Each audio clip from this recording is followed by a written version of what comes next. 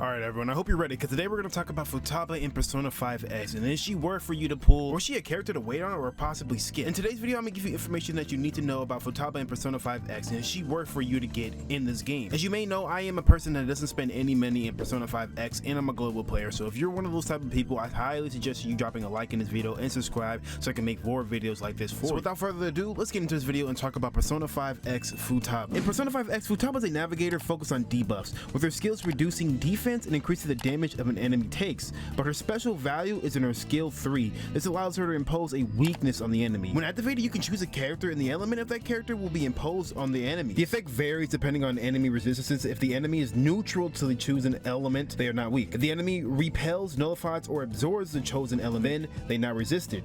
If the enemy resists the element, they are now neutral. The craziest thing about P5X Futaba is this: if you already choose an element that the enemy is already weak to, the damage increases by 25%.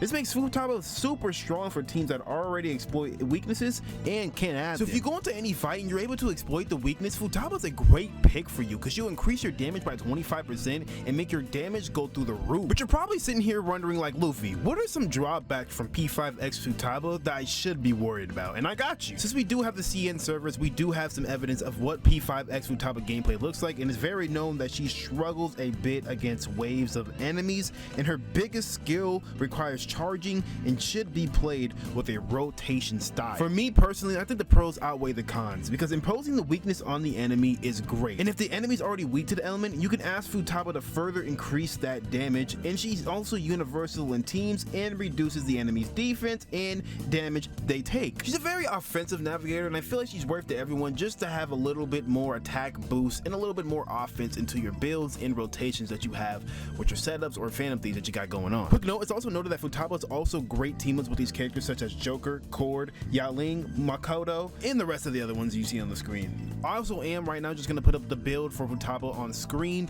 as well as how good is her weapons and is it worth. As known for right now, I think her weapons are okay and good, but they're not really something that you must need to get for the character. And it's looking like if you have the option between getting her A1 or pulling for a weapon, it's looking like you'd rather go for the A1.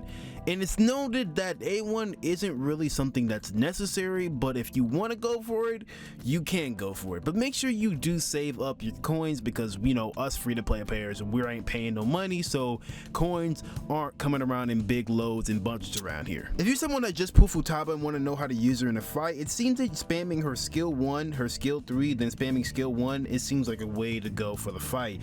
Until you get skill 3, just spam skill 1, and then you get the skill 3, spam skill 1, then skill 3, then skill 1, and then rinse and repeat the entire fight. But please let me clarify that all this information is from like a CN server, so they're way ahead of us. So right now, if you do want to pull for Futaba's weapon, I think it might be a good option, but it's not a must pull.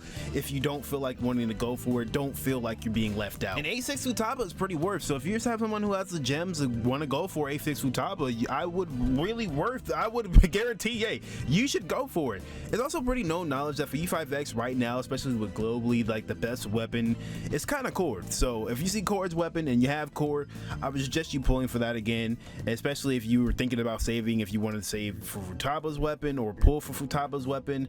It's pretty much known knowledge that Cord has the best weapon in global P5X still, so even with Futaba dropping, Cord is still gonna have the best. Just keep that in mind. And I think that'll pretty much do it for this video. Please drop a like, comment, and subscribe, and I'll drop all the information down in the description below where I got this information. Shout out to Nojux P5X as well as Sith on Twitter because that's where I got my information from today. So shout out to y'all and others as well for all their builds and guides for P5X that help us out a lot. You guys are great. This has been the Press X Luffy, and I'll see you guys in my next video. And hey, let me know if you guys want me to make more P5X content because I'm down for it. All right, hope y'all enjoyed, and like and subscribe. I'll see y'all next time. Peace.